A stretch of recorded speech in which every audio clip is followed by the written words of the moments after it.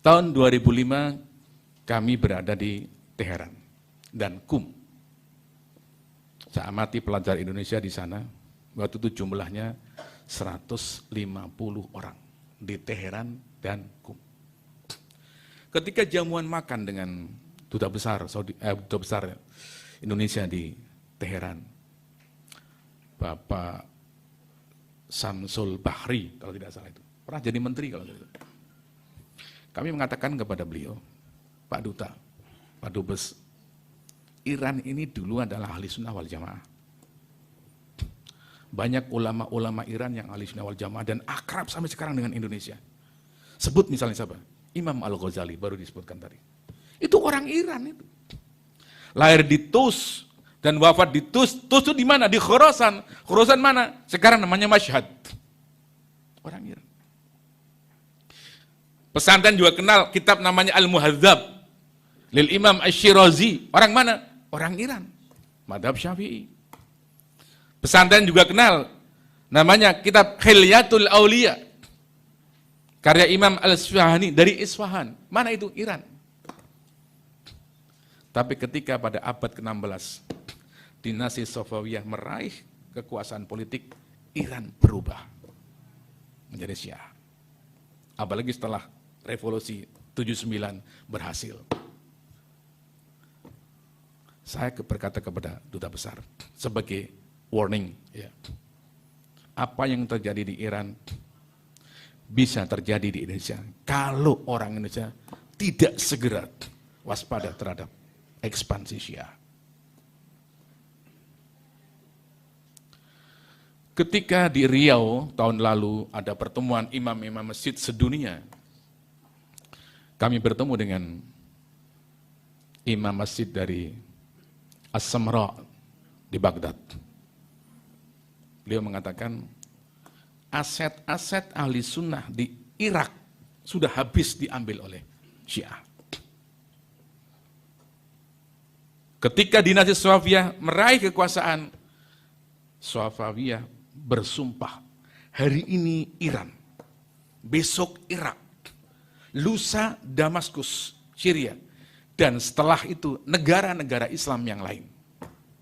Itu kata orang Irak. Ada dua tokoh yang bercerita hampir sama. Pertama, duta besar Irak di Jakarta sekarang.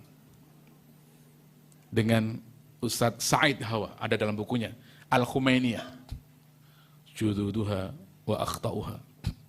Bukunya kecil, ya, kurang lebih seperti ini. Ya. Apa? Di Iran masih ada 35% warga Sunni. Tapi tidak satupun ada anggota parlemen yang berasal dari orang ahli sunnah wal jamaah. Tidak satupun ada menteri dari Sunni. Dan tidak satupun ada masjid yang dikelola oleh warga Sunni. Satu minggu kami di sana memang nggak menemukan masjid yang berhaluan Sunni. Duta besar Irak mengatakan, beliau pernah belajar di Uni Soviet. Uni Soviet yang komunis itu ternyata masih lebih 200 masjid yang dikelola oleh Muslim Sunni. Iran tidak. Bahkan seminggu yang lalu saya mendengarkan siaran Al Jazeera, di Iran akan ada menteri dari Yahudi. Sementara dari ahli sunnah, nggak ada. Maka saya kemarin, hari Senin yang lalu, diundang oleh Watimpres untuk rapat di kantor Watimpres di Jakarta. Yang diundang adalah Lemhanas, Kementerian Agama, Densus 88, Bareskrim, BNPT, dan lain-lain. Apa yang saya katakan? Saya ceritakan ini. Dan ini bisa terjadi di Indonesia kalau Indonesia tidak waspada. Kepada mereka saya nggak mengatakan, oh ya Syiah itu batil, kafir, sesat. Mereka nggak perlu kata-kata itu. Ya, mereka akan terkejut kalau mengatakan Syiah.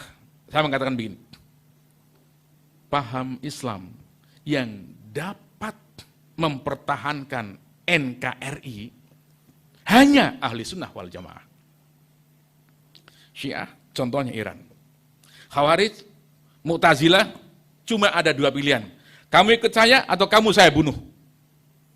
Gak ada yang namanya toleransi sama sekali itu. Maka kepada mereka jangan ngomong, oh Syiah batil. Bukan konsumsi mereka. Pan batil, pan orang ngapak lah itu. Orang Tegal begitu kan ya. Ya. Nah ini tantangan kita sekarang seperti ini. Ya. Jadi tantangan kita, ini yang isu global, Khawarij, Syiah, dan Mu'tazilah modern. Ini masuk ke dunia Islam dengan payung apa? Payung yang mereknya demokrasi, satunya mereknya HAM. Itu. Masuk dunia Islam. Semuanya gitu.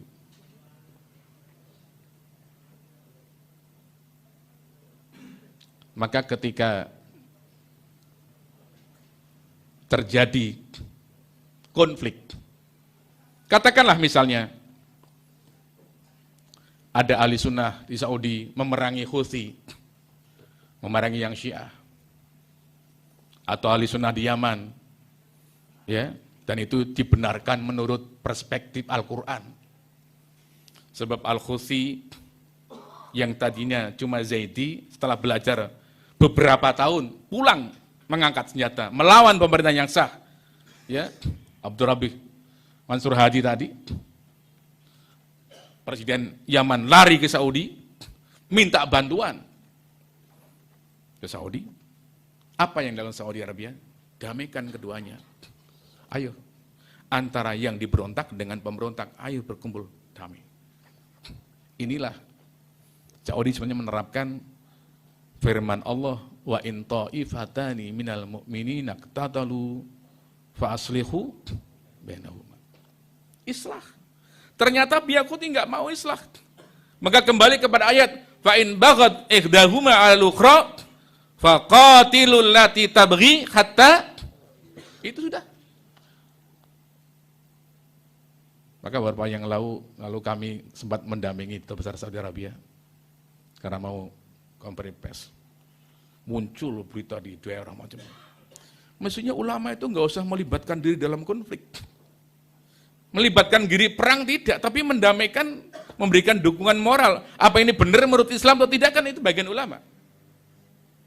Apa yang dilakukan itu benar atau tidak?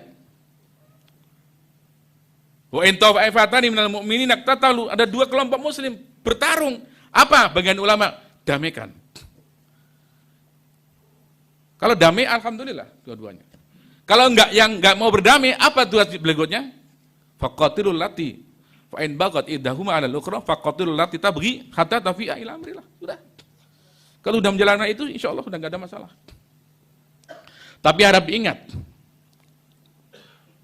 saya berkali-kali menyampaikan, bangsa Indonesia pernah memerangi Belanda.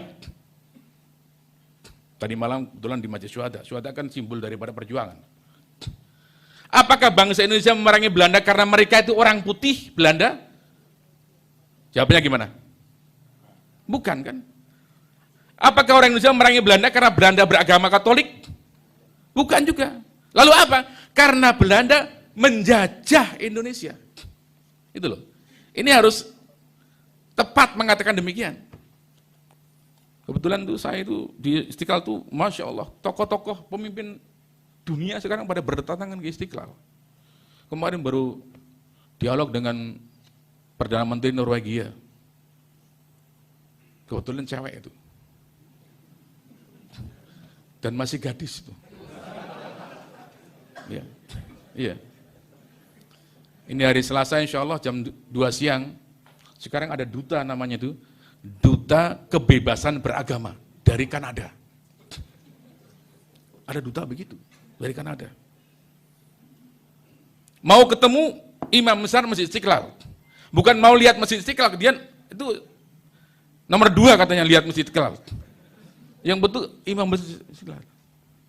Saya harus hati-hati ngomong. Ya. 4 orang anggota senator Amerika datang. Pertanyaan yang paling saya terkejut apa? Menurut imam besar, apa pendapat Anda tentang ISIS? Sampai begitu imam besar dikira cuma dongos saja, enggak sekarang itu.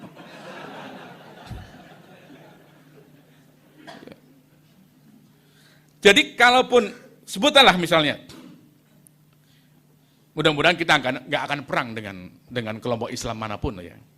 Tapi yang terjadi sekarang kan Saudi Arabia kan dengan negara Timur Tengah yang lain, negara Teluk, Liga Arab berperang melawan Al-Houthi. Sebut aja berperang melawan Syiah. Apa mereka berperang karena melawan Syiahnya? Tidak. Syiah silakan kamu mau mempertuhankan Sayyidina Ali, terserah Anda. Ya.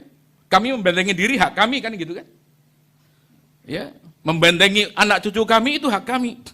Kalau kamu mau silakan ikut kami, enggak juga enggak apa-apa. Kami enggak akan merangi kamu.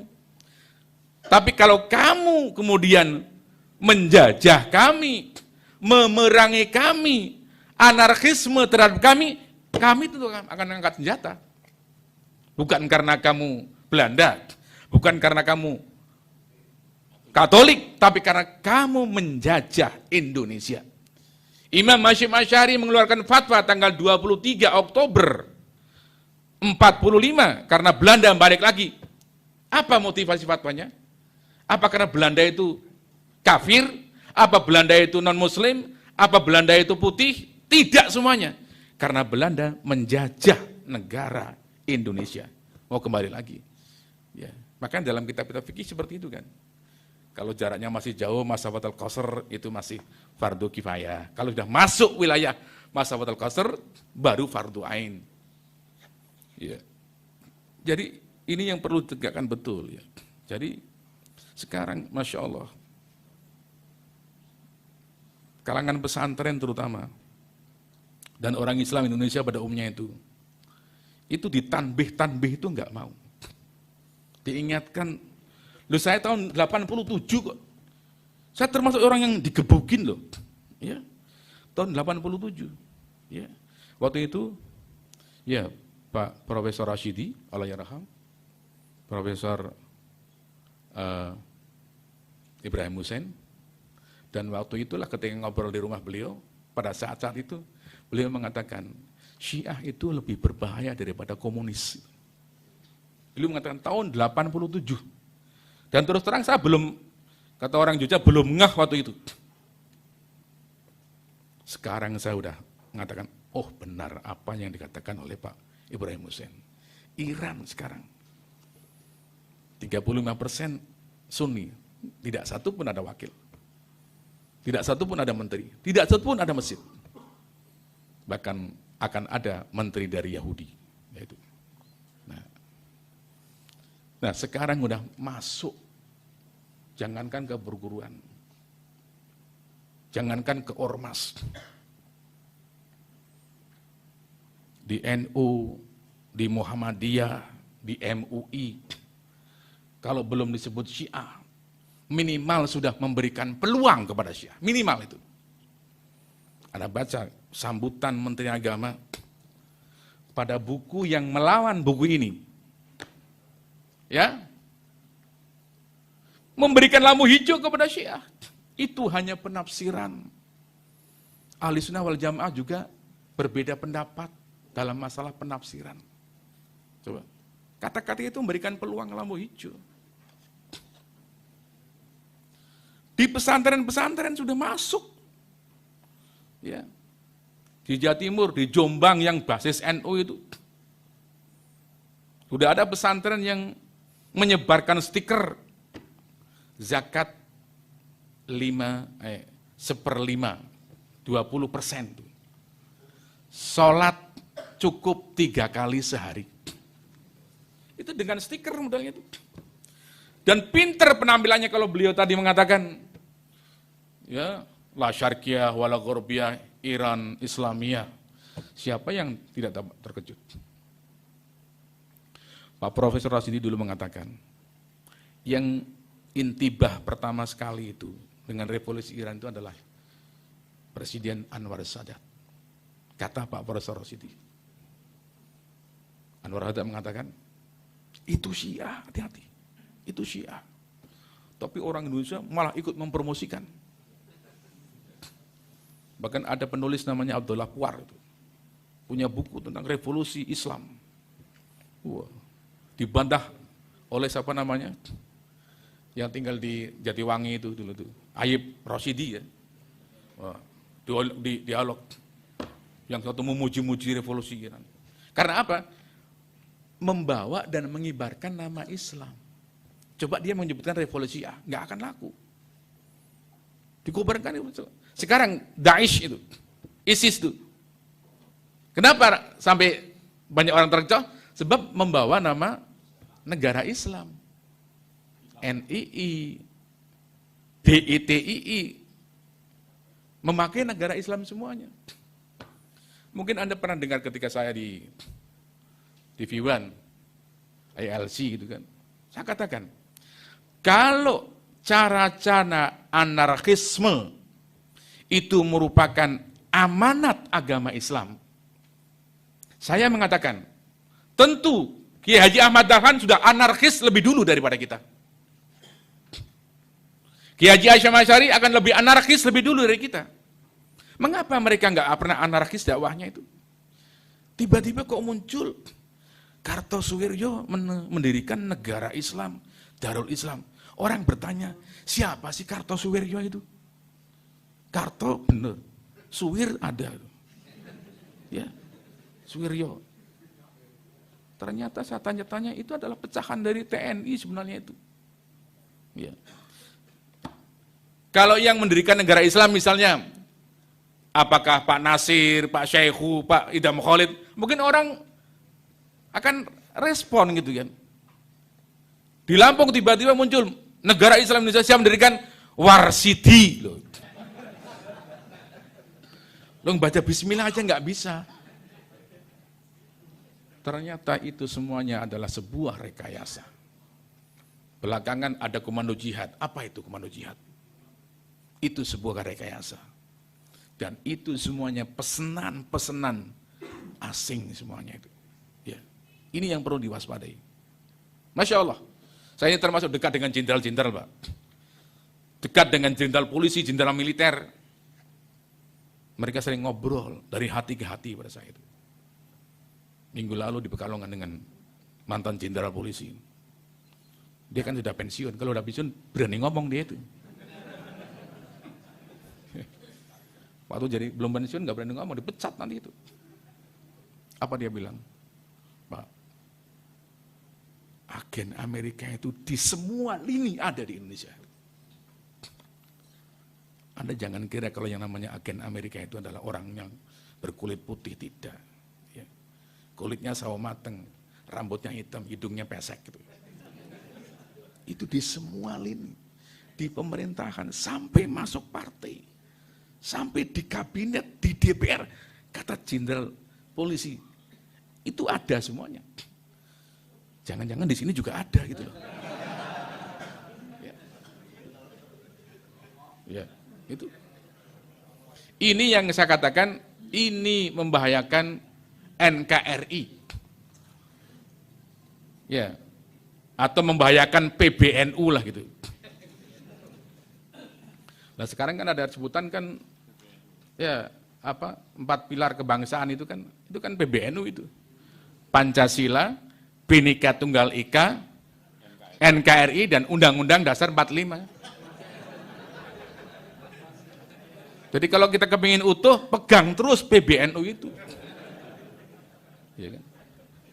Insya Allah. Ya. Waktu 5 menit lagi. Kok masih banyak, saya kira sudah rampung malahan tuh. Ya. Jadi bagaimana sikap kita? Ini adalah tantangan kita bersama. Kesimpulannya apa? Kita harus bersatu dulu loh. Tadi sudah disampaikan oleh Pak Harun.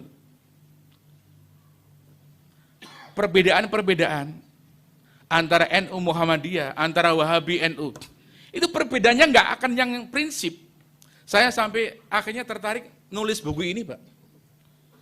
Tapi belum saya tulis dalam bahasa Arab ini. Saya lemparkan dulu di Republika. Titik temu Wahabi NU. Kita perlu menyatukan sikap dulu. Ya. Jangan tantangannya banyak, kita malah berantem sendiri. Bahwa antara NU dengan Muhammadiyah, antara NU dengan Wahabi, dengan Salafi, perbedaan ada. Tidak memungkiri. Kita ini punya tantangan bersama. Perlu ada persatuan. Nah, titik-titik temulah itu yang kemudian kita perlu pegang. Adapun perbedaan, perbedaan itu enggak sampai masalah prinsip, enggak mengkafirkan satu sama lain kok. Ya. Itu perbedaan itu wataknya ada dua. Satu, tidak prinsip. Ya. Mau kerjakan silakan, nggak kerjakan juga nggak apa-apa. Contoh misalnya, doa kunut, Muhammadiyah nggak pakai kunut. Kecuali Muhammadiyah zaman Kiai Ahmad Dahlan pakai kunut. Ya. NU kunut. Yang kunut silakan, yang nggak kunut silakan. Sholatnya sah semuanya kan. Selesai. Untuk apa harus dipersoalkan? Ini tidak akan selesai sampai hari kiamat. Kalau selesai, sudah selesai pada abad kedua atau ketiga dulu, ketika ulama-ulama besar masih ada. Yang kedua sebenarnya ini perbedaan itu perbedaan lama, abad kedua, ketiga, bukan sekarang. Tapi tadi kita ini masih menjadi jangkrik saja. Yang diadu sesama saudara. Yang ngadu siapa? Yaitu protokol nomor 7 tadi. Makanya kita jangan mau jadi jangkrik lah. Itu saudara kita, kenapa kita harus berantem? Ya, masalah kunut aja berantem, masalah tawasul aja berantem, gitu kan? Masalah muludan berantem, yang mau muludan silakan asal ada nggak maksiatnya, yang tidak juga nggak apa-apa. Ya. Nah, ini harus dipegang prinsip seperti ini. Ini saya tulis, ya, karena prihatin dengan seperti itu. Kalau tadi Pak Baharun bilang di Batam ada orang yang masuk Kristen. Gara-gara muak Islam itu saling mengkafirkan gitu kan, kira-kira itu. Saya baru kemarin, saya sampai ternyuh sekali. Orang anaknya dari TK-nya Al-Azhar lagi Jakarta. TK, SD, SMP Al-Azhar Jakarta. Kemudian terakhir di mana? Masuk IKJ, ya, Institut Kesenian Jakarta. Tetap Muslim sebagai orang Islam sembahyang bersama. Tapi tahun lalu ketika disuruh untuk berkorban, dia nggak mau. Nggak Pak, nggak usah korban saya. Loh kenapa? Masa agama Islam menyuruh membunuh binatang? Dia jawabnya begitu. Ternyata diteliti-teliti apa? Dia sudah pindah ke agama Buddha. Katanya muak di Kristen apa? Di Islam itu hanya yang ada halal dengan halal, haram tuh. Haram. Tiap ustadz mengatakan ini haram, ini haram, ini haram. Ustadz lain, ini haram, ini haram, ini haram. Saya nyaman di agama Buddha, Pak. Coba minta doa bagaimana supaya bisa kembali lagi ke benar Muslim. Dan ini cobalah. Kita ini jangan pendekatan hukum dulu lah. Makanya betul tadi saya dikatakan oleh Pak Baharun, Wali 9, Wali Songo dulu itu, ya, mengislamkan orang-orang kafir. Wali Songo, Wali 9 dengan pendekatan-pendekatannya persuasif. Sekarang bukan Wali Songo, bukan Wali 9, Wali Sempalan sekarang. Kerjanya apa? Mengkafirkan orang Islam. Coba itu. Sedih kita itu. Ya. Ya, ini sudah muncul. Dakwah itu mengajak, bukan mengejek. Dakwah itu merangkul, bukan memukul, dan lain sebagainya itu. Dan saya terakhir apresiasi dengan, ya, Bung Karno zaman gini lagi. Jadi kadang-kadang orang itu kalau mungkin, ya, ngefan itu sampai lagu suaranya pun diikuti gitu. Ya, ya, lagu suaranya ikuti. Tapi itu urusan masalah seni sebenarnya. Tapi yang saya tertarik, pidato-pidato Bung Karno seperti itu sangat bermanfaat sekarang untuk dimunculkan kembali. Itu justru untuk menggebuk orang-orang yang anti-Islam. Ternyata Bung Karno semuanya itu diwarnai oleh Islam. Itu. Saya kira perlu dikoleksi Pak. Itu. Bila perlu dikasetkan lagi lah gitu. Baik, sampai sekian. Wallahualam. Assalamualaikum warahmatullahi wabarakatuh.